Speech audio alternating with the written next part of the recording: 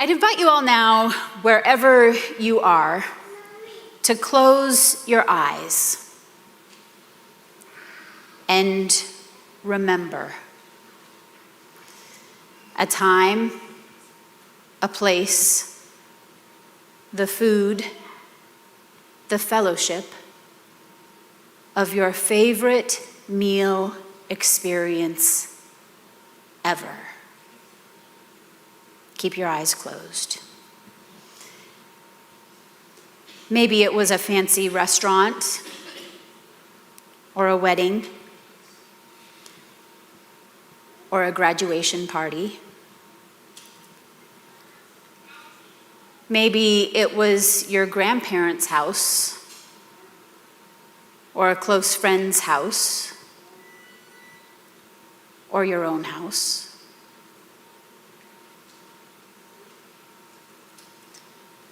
Remember who was there.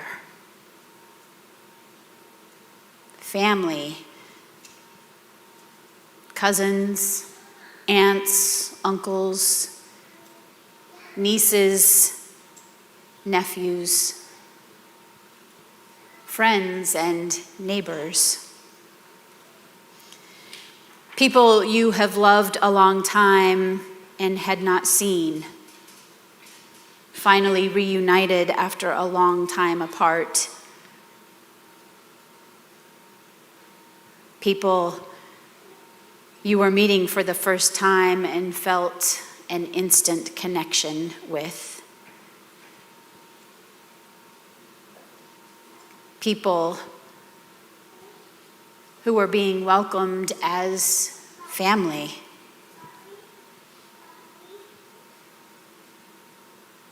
What food was on the table?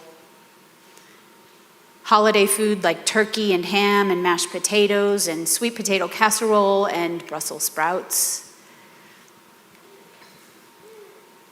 An amazing burger and fries. Sushi, curry, fresh crab.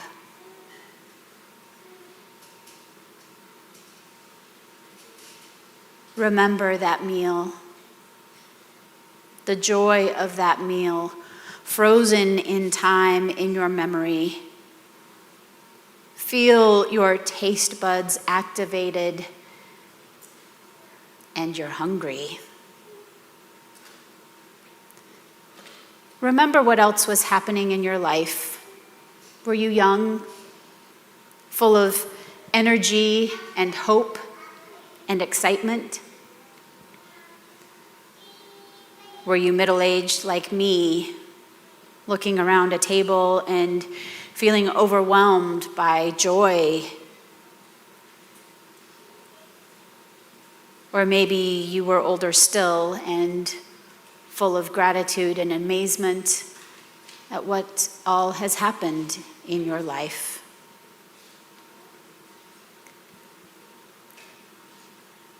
Maybe as you've been remembering, you've seen a flash of all of those, and you feel the blessing of so many meals you remember.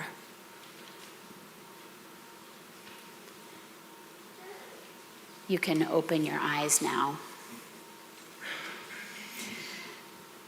I, too, have many meals, and having had 3 different weddings, all to the same person, of course, every wedding feast is high on my list. But as I was remembering those meals, I remembered that we actually had 5 wedding celebrations, which I've never really thought about until now. But it's one of those celebrations that I'm thinking about this morning. At the time, Steve's parents had close neighbors and dear friends who lived across the street from them. And all of us, after this past week of storms and stories of neighbors helping neighbors, we know how important neighbors are. If you're lucky, neighbors are the people you see most in your ordinary life. As you read the newspaper, sit on the front porch, mow the lawn, scoop the snow, leave and arrive home. Well, these were those kind of neighbors. that extended an invitation to our families for dinner, for an Indian wedding feast. Now, one of the things that hopefully many of you know about me is that I love Indian food. But wow, Ashita spent days cooking, cleaning, and preparing for an authentic curry feast from scratch. Homemade curries and stews and bread and dessert. And I can remember now, I can taste it now. The feast that we had as we sat on the floor, the couch, at the table, anywhere there was space. Ashita and Bhaskar insisted that we put on very specific and very special saris, celebration saris for our families and wedding saris for me and Steve, as pictured.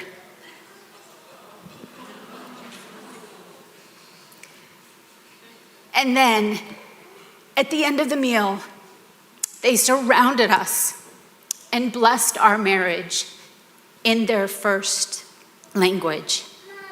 I have no idea what they were saying. I don't know what words they used, but you could feel what it meant as they offered blessings for our new life together and blessings as our families came together. And every time I eat Indian food, I remember. It's what we do every time we gather together in worship and every time we celebrate this meal. In her book, Searching for Sunday, Rachel Held Evans writes, the atmosphere might be celebratory or somber, the room filled with organ music or guitar strums, Gregorian chants or clinking silverware. In more liturgical traditions, the prayers are as familiar as the taste of bread. Let us lift up our hearts. We lift them up to the Lord. While in a Baptist church or a Bible church, the pastor may simply ask a member of the congregation to please say grace. The elements in the meal are identified in different ways, she says. The body of Christ broken, the blood of Christ shed, the bread of heaven, the cup of salvation, the mystery of faith, the supper of the Lamb.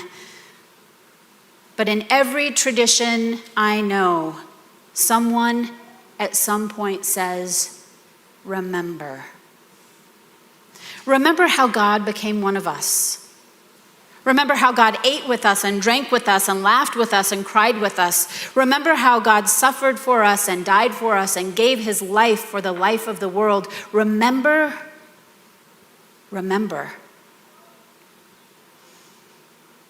She then quotes Nora Gallagher, who says, on those days when I have thought of giving up on church entirely, I have tried to figure out what I would do about communion,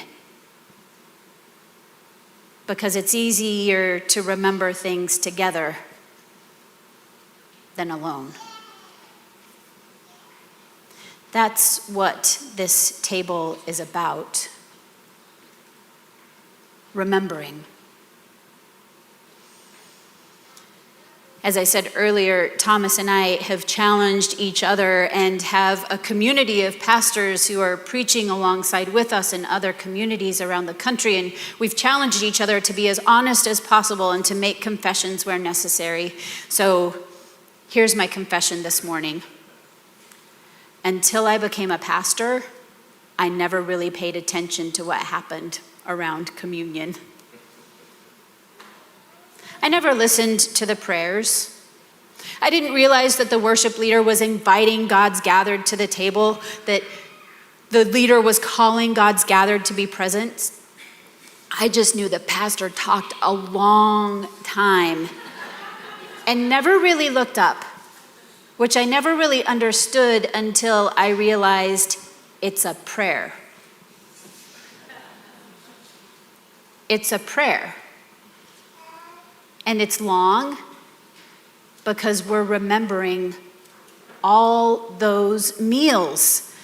You see, God has been inviting us to be dining partners since the beginning in creation, with the providence of the garden, with manna and quail in the desert, with dancing and celebration before the ark as it enters Jerusalem.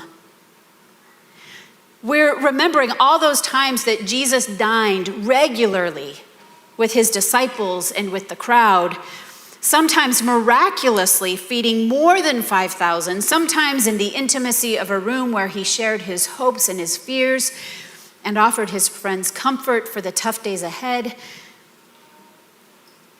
Of the time in John's gospel that tells us that it was while eating fishes and loaves that his disciples recognized him after the resurrection. So it's a long prayer because we're remembering all those times when God has invited us to this table. And this meal became so important to the disciples in remembering that they started this habit and this tradition of inviting everybody who they wanted to know the love of God. Everyone that they shared this story of God's love with, everyone was invited to this feast, to this table. Over time, this feast has become so controversial that it divided the church as we argued over just what exactly happens in the meal, in the bread and the cup, how it should be stored, how it should be kept, how it should be shared, how it should be savored. There are long passages written about what exactly are the right words to say.